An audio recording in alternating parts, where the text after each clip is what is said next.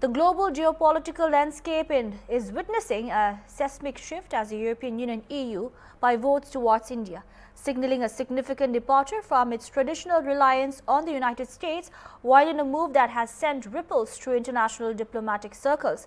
The EU has announced a comprehensive strategic and security partnership with India, placing its trust in the leadership of Prime Minister Narendra Modi amidst growing global instability. The decision comes at a time when European nations are increasingly wary of the shifting political climate in Washington. Tensions over issues like Ukraine, Venezuela and Greenland, coupled with a perceived unpredictability in US foreign policy, has led Brussels to seek more stable and reliable partners. European leaders have identified India as a key democratically capable of providing the strategic balance needed in the modern world.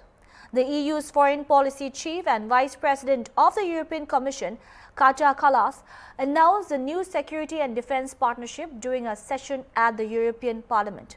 While this landmark agreement is set to expand cooperation in critical areas such as maritime security, counterterrorism and cyber defense.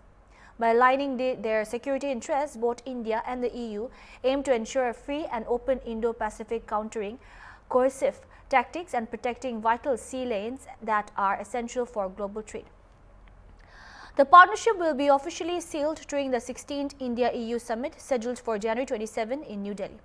In a significant diplomatic gesture, European Commission President Ursula von Leyen and European Council President Antonio Costa will attend India's Republic Day celebrations on January 26 as chief guests. Describing India as indispensable for Europe's economic resilience, Kallas emphasized that the two largest democracies must become more ambitious partners. Beyond defense, the partnership will facilitate a new information security agreement, allowing for the smooth exchange of classified information.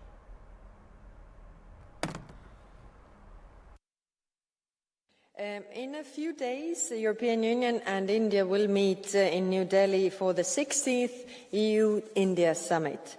This is a pivotal moment for our bilateral relationship, with renewed political momentum and clear sense of purpose. Preparations are advancing well, though I must say not without challenges. Work has been coordinated and focused, and cooperation with Indian partners has been productive. Negotiations on the joint statement and the new strategic agenda have been driven by determination and understanding on both sides that this summit must deliver, taking into account the geopolitical landscape. The EU and India are moving closer together at the time when the rules-based international order is under unprecedented pressure through wars, coercion and economic fragmentation. Two major democracies cannot afford to hesitate. We must become more ambitious partners. Europe and India share a responsibility to uphold international law and the UN Charter and adopt the multilateral system so that it works also in the 21st century and beyond. The summit will adopt a new joint EU-India comprehensive strategic agenda, setting our course towards 2030. Leaders will endorse concrete deliverables that move our partnerships from words to actions. Three stand out. First, we aim to conclude negotiations on the EU-India Free Trade Agreement. This deal will open markets, remove barriers and strengthen critical supply chains in clean technologies, pharmaceuticals and semiconductors. Second, today we agreed to move forward with the signature of a new EU-India security and defence partnership in areas like maritime security, cybersecurity and counterterrorism. We will also launch negotiations on a security of information agreement. In a more dangerous world, we will both gain from working closer together. We also intend to conclude a memorandum of understanding on comprehensive framework on cooperation on mobility. This will facilitate movement for seasonal workers, students, researchers and highly skilled professionals while promoting research and innovation.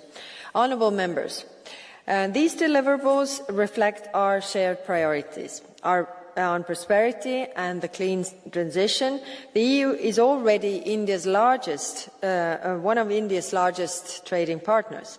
And India is becoming indispensable to Europe's economic resilience. Our clean energy and climate partnership links climate ambition with industrial competitiveness. We cooperate on renewables, green hydrogen and sustainable manufacturing.